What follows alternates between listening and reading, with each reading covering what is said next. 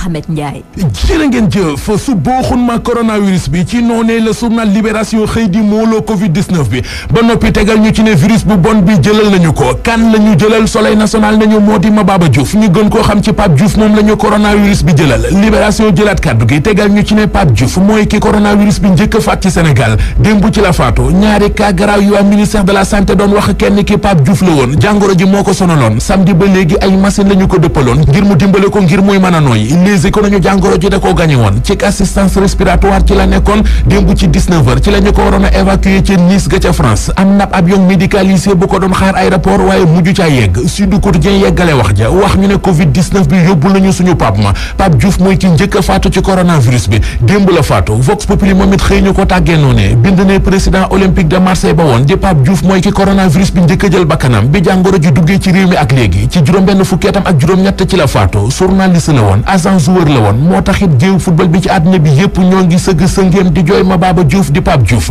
la Sénégal ak journal Le Quotidien xëy bokk nañ ci dikke mu di Pape Diouf ñàkk na matcham bu mujj coronavirus bi moo ko tëraloon sonaloon ko ba yóbbu ko ndem si yàlla Pape Diouf ak muñ gi ci xët mu njëkk la témoigné yéenekaay bi bind ne Pape Diouf ab Marseillais bu daanu Ndakaaru sursoi nañu coronavirus bi ci réew mi romb na léegi jamonoy kiyee ko amee kële ko amee mi ngi toll ci jamonoy faat doomu aadama coronavirus bi faat na Pape Diouf yéenekaay bi nañu bërki démb Covid-19 bi dafa rakkaaju woon ba yegg ci ñaar fukki cas démb mu dellu gannaaw ba ci fukki cas ak ñett fi ñu toll tembi téeméeri cas coronavirus ak juróom-ñaar fukk ak juróom ñoo am ci réew mi ñu faj ñeen fukk yëpp mu des téeméer ak fanweer ak juróom ya laajte bi ne ko ak kenn ku mu jot a faj ci réew mi mu di Pape Diouf record yéen kaay nañu Sénégal ñàkk na paabam stade yéen kaay nañu ci juróom-benn fukki atam ak juróom-ñett ci la dem bàyyi footballu àdduna bi ciw tiisa ko naqar wu rëy l'observateur nañu gaynde nelaw na journal bi boole koog di ñu wax yu bari ci moom Pape Diouf fa mu jóge ba fi mu yegg si tey lu ci bari mi ngi ci biir l'observateur Youssouf Dabo di entraîneur nañu ci yéen kaay bi li ko gën a miti bokk na ci ne Pape Diouf du am dëj bi mu yeyoo ak hommage yi mu yelloo ndax coronavirus bi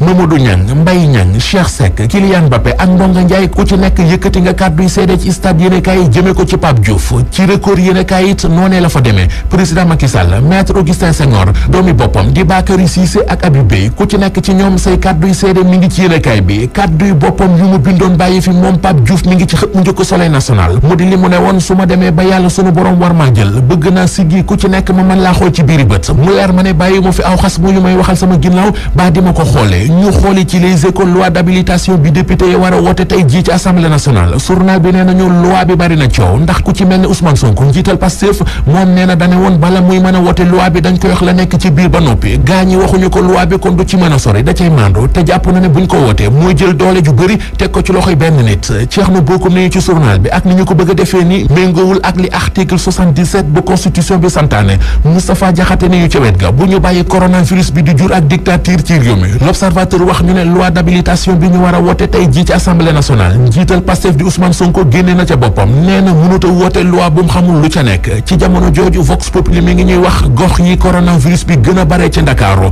maire bu Wakam di Samba Bathily Diallo ne ci l'observateur cas coronavirus yi am ca Wakam ëpp na juróom-ñeenti cas te moom li muy wax fu leer la ko teg